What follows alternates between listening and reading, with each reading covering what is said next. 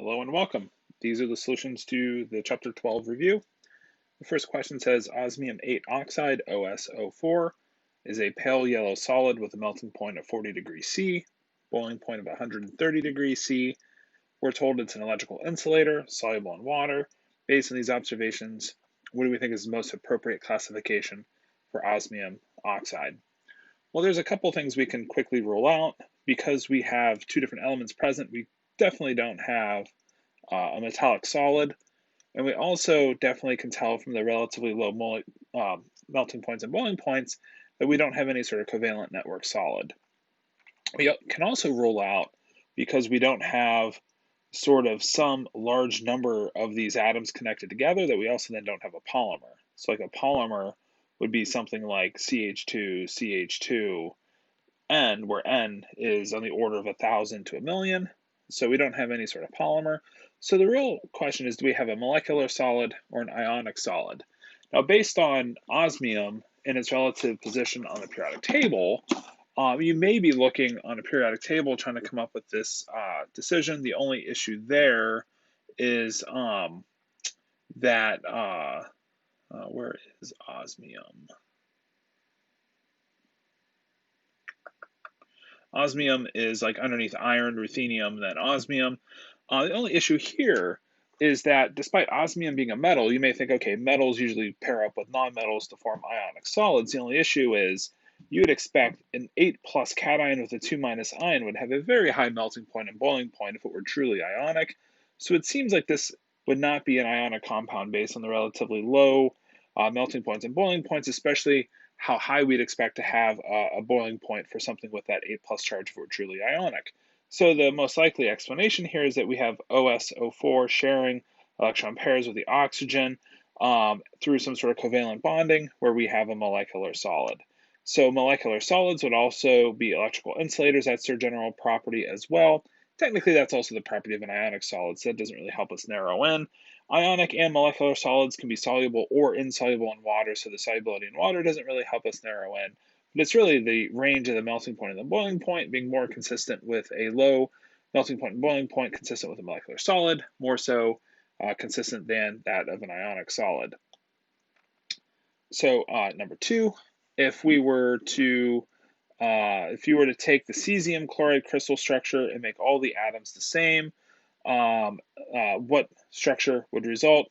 So the issue here is you sort of want to be looking at the sort of lattice structure for cesium chloride, which has an atom in the middle. That would be perhaps your cesium atom, and then the chlorides on the corners of the cell. So it'd be 8 corners and 1/8 of the atom each. So that would be your 1 cesium to your 1 chloride within the structure here. So if you were to replace this atom here and make it a chlorine as well, this would look like a body-centered cubic. So it looks like a body-centered cubic if all the atoms are of the same structure. So this question here, imagine you're looking at the crystal. I wouldn't expect you to have this crystal structure memorized. So perhaps know where to find the crystal structures if you were to need to refer to them on the exam from your notes. I know they mentioned making like some sort of file that has some helpful hints. I might take the metallic crystal structures and then the sodium chloride structure, the cesium chloride, and the zinc sulfide structure that we talked about in class. I might have those available as well, so you could look at and see this crystal structure for a question like this one. So this looks like a body-centered cubic if all the atoms are the same atom. Okay, so number 3 says we have a unit cell shown below between strontium, titanium, and oxygen. So the oxygen atoms are the clear circles. We're told they're occupying the faces of the cell. And so an atom that's on the face of the cell, a half of the atom is shared within one unit cell, the other half within the neighboring unit cell. And so there's 6 faces, there's 6 open circles. And so that gives us 3 O atoms within the unit cell. And then we could count, let's do the titanium next. Those are the shaded circles on the corners. So those occupy the corners. Each of the corner atoms, an 1/8 of that atom is within this unit cell. The other atoms are shared with the unit cell below, the one in front of below, the one beside the one below, the one behind the one below, and the same thing in front of the cell, beside the cell, and behind that cell. Rough drawing, but you're getting a sense here that you're sharing, each of the corner atoms is being shared with 8 unit cells. And so an eighth times 8 corners gives us one of the titaniums. And then lastly, we have that atom right in the center of the box. That's really easy. So we get 100% of that strontium right in the middle of the box. So 1 times 1 is equal to 1 strontium. So now our empirical formula would be the simplest ratio. So it would be titanium 1, strontium 1, O3. So strontium, titanium, O3 for answer E. Now for number 4, which consider the bonding in the elements below, which has the greatest melting point in its most stable solid form. And so the only solid that really has more than one common form would be carbon, which has carbon solid graphite versus carbon solid diamond. The most stable form is the graphite by a little bit. So this is the most stable form of carbon. One of the keys is that the most stable form of all these elements are actually gases at room temperature. We have 2 noble gases, an N2 and O2, components of air. So carbon's the only one of the elements shown here that exists naturally as a solid at room temperature. It therefore has to have the highest melting point. It's the one that exists in the solid, in the covalent network form, whereas all the others in their solid form, you'd have to go to a low temperature, and then they'd be exhibiting only the relatively weak intermolecular forces of attraction. Because they're all atoms or nonpolar, they would only have the dispersion force of attraction, hence that weak attractive force. Carbon's benefiting by sharing electrons with itself, with other atoms of the same variety in graphite form or diamond form through two-dimensional covalent network bonding for graphite, and then three-dimensional covalent network bonding within diamond for very strong structures and very high melting points and boiling points as a result. So number 5, for an elemental sample, how many atoms are in a single unit cell of the types of simple, primitive, cubic, body center cubic, and face center cubic? And so for this picture here, or for this question, it'd be ideal if you had the picture of these unit cells in front of you to see. We had gone over this in class. And so the number of atoms within the primitive cubic was just 1 because you have atoms on the corners. So again, 1/8 times 8 for just 1 within the primitive cubic. The body center cubic is kind of like the one we were talking about earlier. You got atoms on the corner and in the middle of the box. So you get 2 atoms within that unit cell. And the face center cubic, you get 4. So this is 1, 2, and 4. Would be the simple or the primitive. Body centered has 2 atoms within 1 unit cell. The face centered has 4. For number 6, select the member of each pair that has the highest melting point. So highest melting point for molecular solids when we're comparing 2 nonpolar solids in group 1 would be the one that's bigger, the more molecular weight. So the higher melting point is going to be carbon tetrachloride because it has stronger dispersion forces compared to CH4 due to being bigger. In the case of MgF2, we got an ionic compound, 2+ with the minus ions of fluoride versus chloride ion. We're going with the smaller ion here. Smaller ions are closer together. Closer together, harder to separate for ionic compounds. So ionic compounds, it's related to Q1, Q2 divided by D. So the closer the ions are together, the smaller they are, the greater the electrostatic energy of attraction, the greater the lattice energy. So we get a greater lattice energy the closer the ions are together. And then same issue, but with different charges. For plus minus versus 2 plus 2 minus, we get greater lattice energies, hence greater melting points for the 2 plus 2 minus calcium oxide. So we'd expect CCl4, MgF2, CaO of these choices to have the highest melting points.